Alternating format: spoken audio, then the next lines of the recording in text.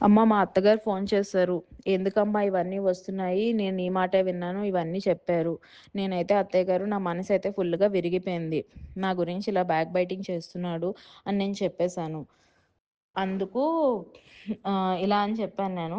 So, ఏవైనా ఉంటే అత్తయ్య గారు మీ అబ్బాయి ఏదైనా నేను తప్పు చేశాను గానీ, ఏదైనా చెప్తే గనక నేను వాడిని కాల్‌లో యాడ్ చేస్తాను ఉండమ్మా అన్నారు. నేనైతే తనతో మాట్లాడదలుచుకోవట్లేదు. మీకేమైనా చెప్పాలి అనుకుంటే ప్లీజ్ మా మమ్మీ వాళ్ళతో మాట్లాడండి.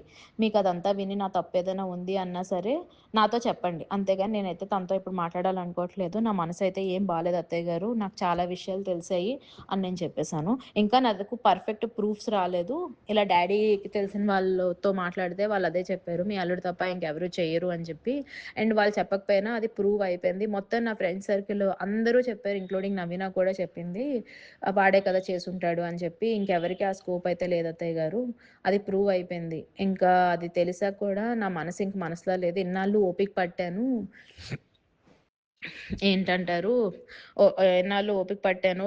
పోన్లే అక్కడికెళ్తే మారతాడేమో, కొంచెం తనకి మారుతుంది బిహేవియర్ అని చెప్పి ఓపిక పట్టాను.